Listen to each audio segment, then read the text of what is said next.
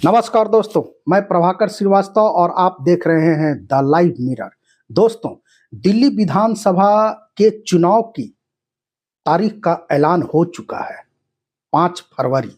जी हां दोस्तों, 5 फरवरी को दिल्ली विधानसभा का चुनाव होगा। इस बीच दोस्तों, दिल्ली की राजनीति एक नए मोड़ पर आकर खड़ी हो गई है। यूं कहे तो दिल्ली की राजनीति के बीच एक अजीब सी हलचल मच गई है।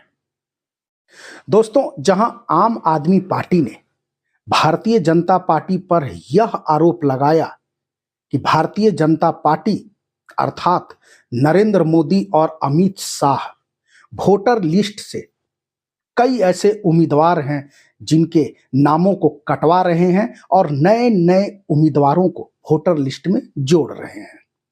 अरविंद केजरीवाल और उनके साथ साथ कई आम आदमी पार्टी के नेताओं ने भारतीय जनता पार्टी पर वोटर लिस्ट से मतदाताओं के नाम को कटवाने का आरोप लगाया। आम आदमी पार्टी ने यहां तक ये आरोप लगाया दोस्तों कि भारतीय जनता पार्टी के ही इशारे पर, नरेंद्र मोदी और अमित शाह के ही इशारे पर चुनाव आयोग दोस्तों ऐसे मतदाताओं को लिस्ट से निकालकर बाहर कर रहा है जो अभी जीवित है, लेकिन सरकारी कागजों में उन्हें मृत बनाकर उन्हें वोटर लिस्ट से बाहर किया जा रहा है। दोस्तों, खैर यह जांच का विषय है, यह आने वाला समय बताएगा। आम आदमी पार्टी ने यह आरोप लगाया, वहीं दूसरी ओर दोस्तों भारतीय जनता पार्टी ने अरविंद केजरीवाल पर गंभीर आरोप लगा डाले। जी हां दोस्तों, आपने सुना होगा, ये तेरा घर ये मेरा घर। भारतीय जनता पार्टी ने आरोप लगाया अरविंद केजरीवाल के घर को लेकर और उसे कह डाला शीश महल। भारतीय जनता पार्टी ने कहा कि अरविंद केजरीवाल ने मुख्यमंत्री आवास को शीश महल बना दिया और उसमें कई करोड़ रुपए फूंक दिए गए। भारतीय जनता पार्टी के तरफ से यह आरोप लगाया गया कि उसमें एक मिनी बार, सोने के बने हुए शौचालय, जी हां, कई आलीशान कालीन पर्दे अरविंद केजरीवाल ने अपने शीश महल में लगाया है। दोस्तों, आम आदमी पार्टी अर्थात यूं कहे दोस्तों तो अरविंद केजरीवाल, इतना सुनना था कि आग बबूला हो गए और आम आदमी पार्टी ने उलट भारतीय जनता पार्टी पर भी आरोप लगा डाला और यहां हुआ शीश महल वर्सेस राजमहल की लड़ाई। आम आदमी पार्टी ने आरोप लगाया कि भारतीय जनता पार्टी, नरेंद्र मोदी जब एक तरफ अरविंद केजरीवाल के आवास को लेकर आरोप लगाते हैं तो उन्हें अपने भी गिरेबान में झांकना चाहिए कि प्रधानमंत्री आवास पर कितने रुपए खर्च हुए हैं। जी हां दोस्तों, आम आदमी पार्टी के नेता संजय सिंह ने बाकायदा प्रेस कॉन्फ्रेंस कर सबों को बताया कि लगभग 2700 से 2800 करोड़ की लागत प्रधानमंत्री आवास पर हो चुकी है। अर्थात प्रधानमंत्री आवास पर लगभग 2700 से 2800 करोड़ रुपए खर्च किए जा चुके हैं, जिसमें उन्होंने बताया, आम आदमी पार्टी के नेता संजय सिंह ने बताया, 5000 जोड़ी जूते या सूट, 6700 जोड़ी जूते। आम आदमी पार्टी ने आरोप लगाया कि नरेंद्र मोदी देश के प्रधानमंत्री 10-10 लाख रुपए के कलम इस्तेमाल करते हैं। जी, और 12-12 करोड़ की 6 गाड़ियां प्रधानमंत्री के काफिलों में चलती है दोस्तों। प्रधानमंत्री के इर्द गिर्द घूमती है 12-12 करोड़ की 6 गाड़ियां। सोने के धागे से जड़े हुए बेशकीमती कालीन प्रधानमंत्री के आवास में लगी हुई है। झूमर, जी हां, प्रधानमंत्री आवास में जो झूमर है उसमें हीरे जड़े हुए हैं। दोस्तों, ऐसा मैं नहीं, आम आदमी पार्टी के नेता संजय सिंह आरोप लगा रहे हैं। दोस्तों,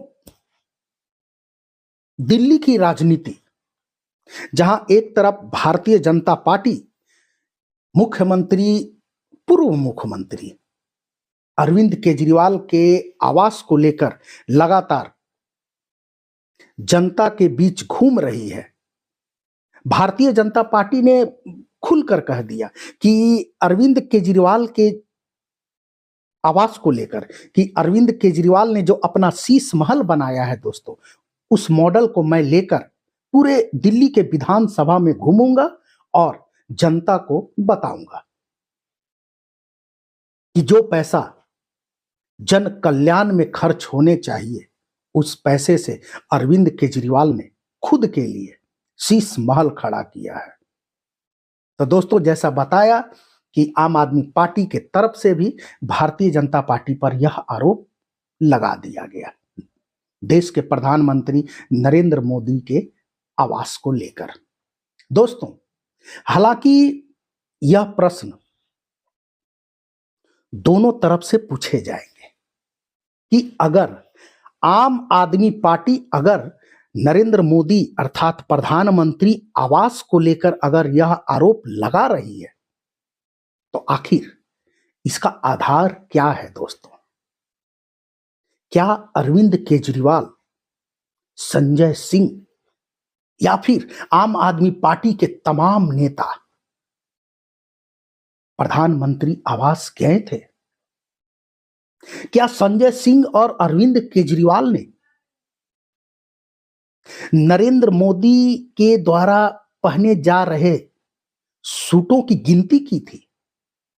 नरेंद्र मोदी के 6700 जोड़ी जूतों की गिनती की थी? या फिर प्रधानमंत्री आवास में जो आलीशान सोने के धागों से जड़ी कालीन को उन्होंने देखा? जी हां दोस्तों, अगर आप आरोप किसी पर लगा रहे हैं तो उसका आधार होना चाहिए, तथ्य भी होना चाहिए। और भारतीय जनता पार्टी जो अरविंद केजरीवाल के आवास को लेकर जो आरोप लगा रही है दोस्तों, सवाल भारतीय जनता पार्टी पर भी उठेगी कि आखिर उनके पास इन तथ्यों का आधार क्या है। क्या भारतीय जनता पार्टी के नेता और प्रधानमंत्री नरेंद्र मोदी अरविंद केजरीवाल के आवास के अंदर गए? क्या उन्होंने अरविंद केजरीवाल के टॉयलेट सीट को देखा कि वो सोने के बने हुए हैं? स्विमिंग पूल में नहाया या फिर देखा? या फिर मिनी बार? जी हां, आरोप लगाया जा रहा है दोस्तों। इन तथ्यों के आधार आखिर हैं क्या? दोस्तों, देखने वाली बात है दोस्तों, 6 जनवरी को भारतीय जनता पार्टी के संबित पात्रा ने बाकायदा प्रेस कॉन्फ्रेंस किया और हाथों में एक पन्ना लिया, साथ में कई सारे पन्ने थे दोस्तों। उन्होंने कहा कि ये सीएजी की रिपोर्ट है और इसमें बाकायदा अरविंद केजरीवाल के शीश महल का सारा कच्चा चिट्ठा सीएजी ने अपने रिपोर्ट में लिखा है। दोस्तों, देश के जाने माने पत्रकार रवीश कुमार ने कुछ दिन पहले वीडियो के माध्यम से यह बात बताई कि उन्होंने 6 जनवरी के सीएजी के वेबसाइट पर अपनी नजर डाली, परंतु आश्चर्य की बात दोस्तों, वहां सीएजी की रिपोर्ट वेबसाइट पर थी ही नहीं। तो प्रश्न तो यह उठेगा दोस्तों कि जब सीएजी की रिपोर्ट सीएजी की वेबसाइट पर है ही नहीं, तो संबित पात्रा के हाथ में सीएजी की रिपोर्ट आई कहां से दोस्तों? अब जनता पूछेंगे, जी हां, जनता पूछेगी जरूर भारतीय जनता पार्टी से कि क्या सीएजी की रिपोर्ट वेबसाइट पर डालने के पहले भारतीय जनता पार्टी को प्रोवाइड की गई? अब इसका जवाब संबित पात्रा देंगे या फिर भारतीय जनता पार्टी के आला कमान, जो भी नरेंद्र मोदी, अमित शाह, जेपी नड्डा या फिर राजनाथ सिंह देंगे दोस्तों। लेकिन उन्हें इसका जवाब देना चाहिए। दोस्तों, एक प्रश्न यह भी उठेगा कि क्या अरविंद केजरीवाल के आवास को लेकर जो सीएजी की रिपोर्ट आई, तो क्या इसके पूर्व में भी किसी मुख्यमंत्री के आवास को लेकर सीएजी ने जांच पड़ताल की या फिर सीएजी ने अपनी रिपोर्ट सरकार के समक्ष रखी? दोस्तों, जवाब है नहीं। जी हां,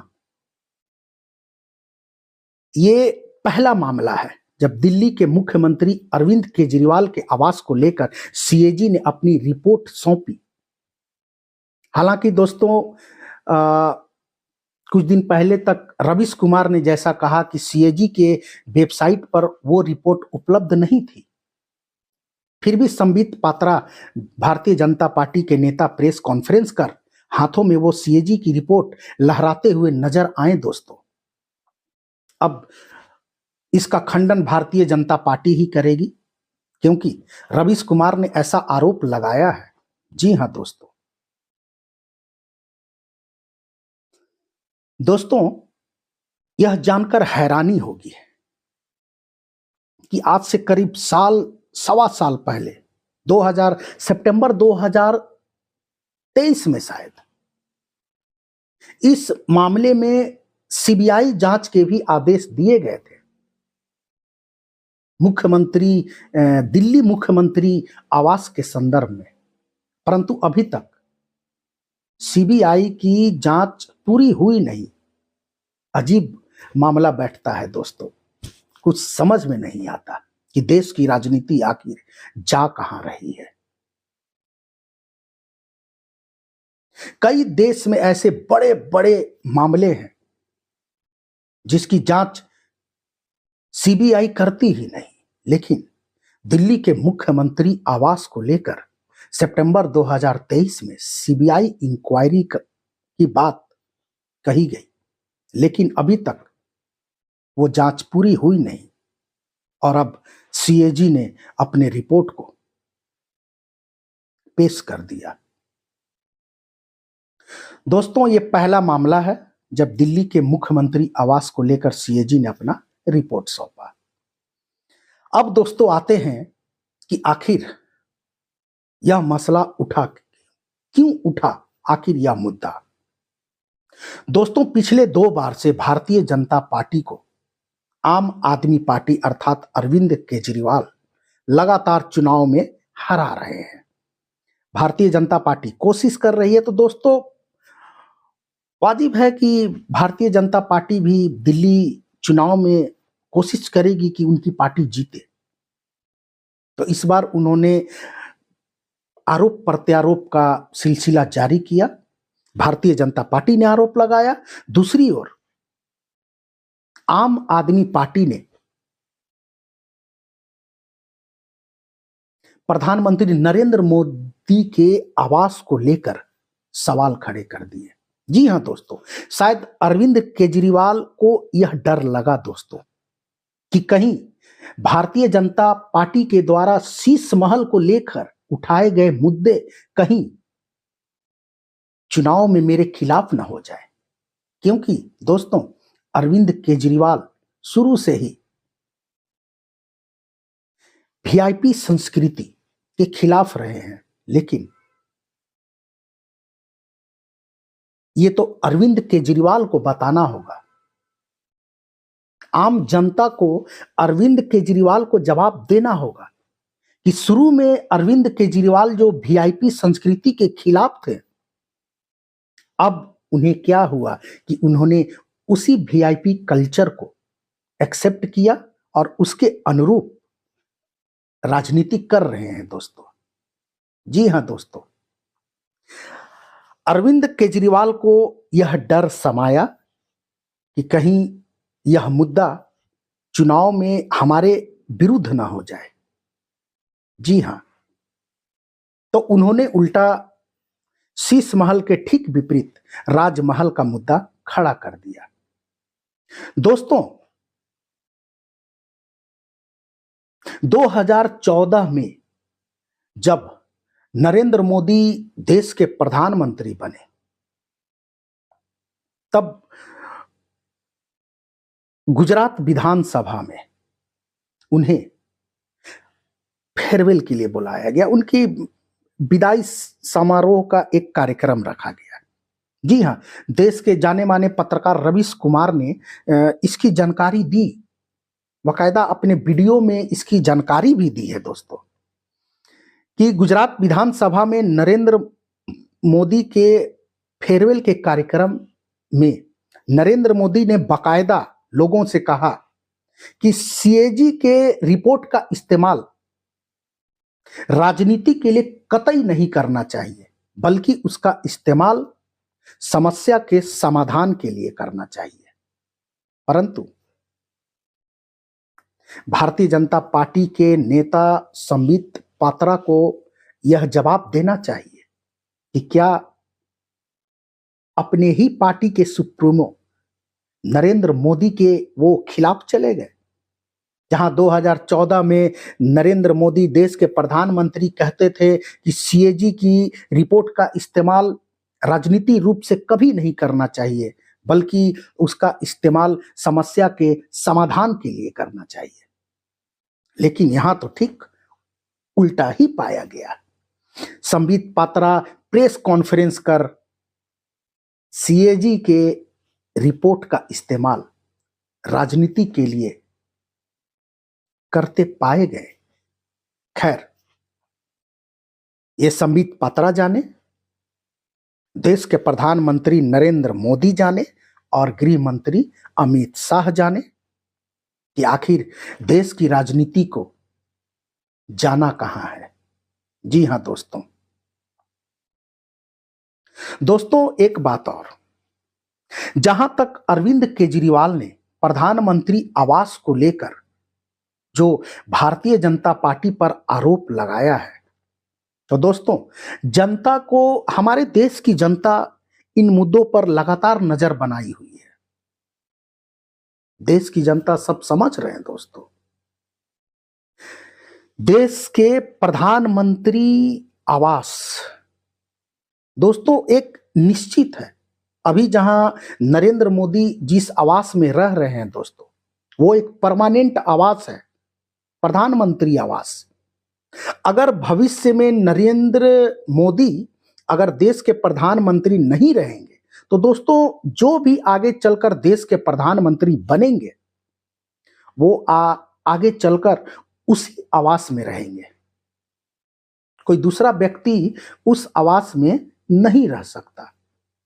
अपितु दूसरी ओर दोस्तों अगर देखते हैं, तो अभी जो अरविंद केजरीवाल का आवास है शीश महल, दोस्तों वो परमानेंट मुख्यमंत्री आवास नहीं है।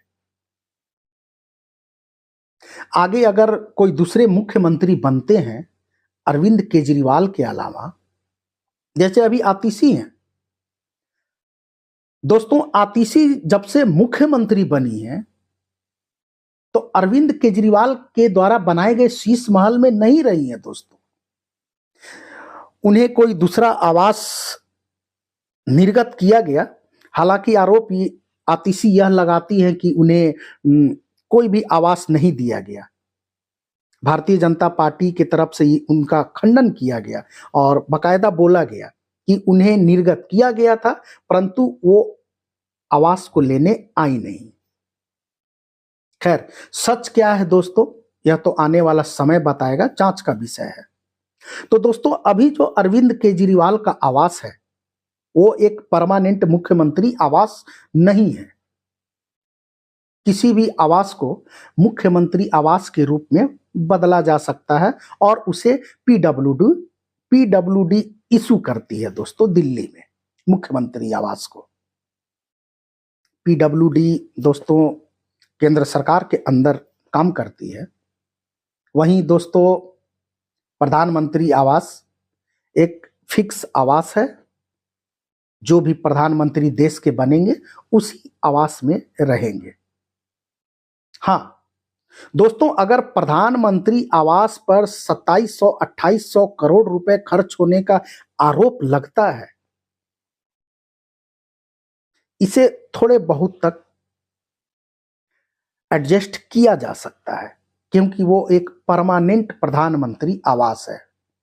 हालांकि दोस्तों 2700-2800 करोड़ रुपए अगर वाकई में अगर सही है, मैं ऐसा नहीं कहता, मैं आम आदमी पार्टी के द्वारा लगाए गए आरोप को लेकर चल रहा हूं कि अगर ऐसा सही है, ये गलत है दोस्तों। क्योंकि चाहे वो दिल्ली के मुख्यमंत्री आवास हो या फिर देश के प्रधानमंत्री का आवास, दोस्तों दोनों बनते हैं आम जनता के टैक्स के पैसे से। तो ये देश के प्रधानमंत्री और दिल्ली के मुख्यमंत्री दोनों को सोचना चाहिए था। सोच समझकर ही जनता के टैक्स के पैसों का इस्तेमाल सही रूप से करना चाहिए। जी हां दोस्तों देश की राजनीति आखिर किधर जा रही है, ये किसी से छुपा नहीं है दोस्तों। जी हां, अब आगे चलकर दिल्ली की राजनीति में उठापटक होगी। क्या नया मोड़ आता है, जनता किसे पसंद करती है, यह तो 5 फरवरी को होने वाले चुनाव और 8 फरवरी को चुनाव के रिजल्ट की घोषणा होगी दोस्तों। 8 फरवरी को देश के समक्ष हाजिर होगा दोस्तों कि आखिर जीत किसकी होती है, भारतीय जनता पार्टी की या फिर आम आदमी पार्टी की दोस्तों। लेकिन देश की राजनीति में अभी तत्काल शीश महल वर्सेस राजमहल की लड़ाई निरंतर चल रही है। नमस्कार दोस्तों।